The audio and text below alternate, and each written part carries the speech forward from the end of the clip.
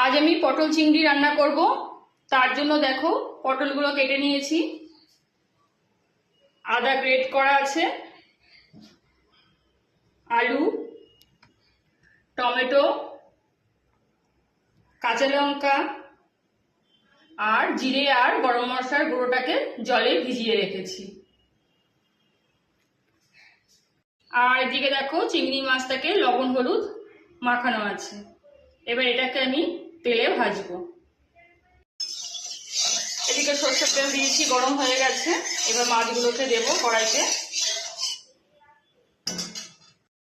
দেখো মাছগুলো দিয়ে দিয়েছি। এবার এগুলোকে মোটামুটি করে ভেজে নেব।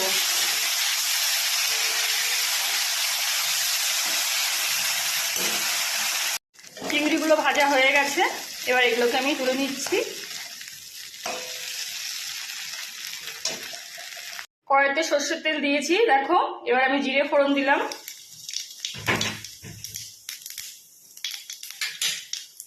প্রথমে আগে আমি আলুগুলোকে ভেজে নেব। লবণ, হলুদ, টমেটোটা দিয়ে দিলাম, সেদ্ধ হয়ে যাবে, এটা আমার কষার সময় সুবিধা হবে।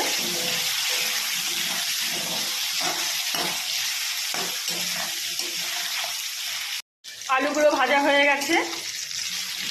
এবার আমি পটলটাকে ভাজবো। গ্রেট করে রাখা আদাটা আগে ভেজে নিচ্ছি।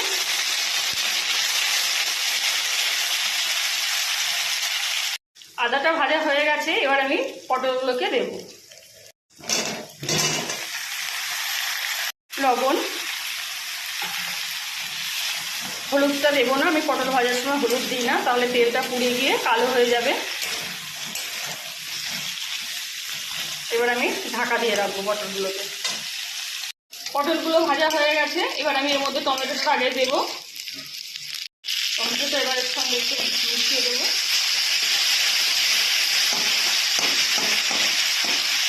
এবার জিরে আর গরম মশলা আর কাঁচা লঙ্কাটা দিলাম।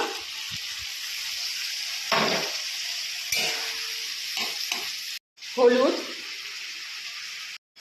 এবার ভালো করে কষে নেব যতক্ষণ তেল না ছাড়ে। আলুটাও এবার দিয়ে দেবো এর মধ্যে।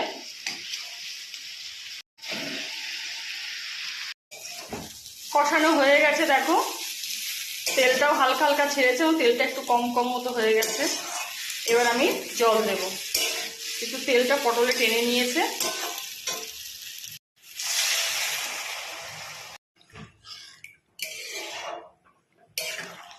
এবার আমি চিংড়িগুলো দিলাম।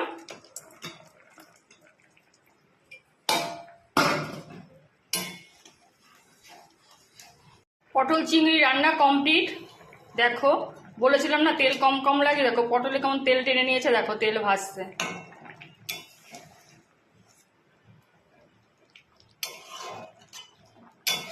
রান্নাটা যদি ভালো লাগে তো একটা লাইক, একটা কমেন্টস করবে।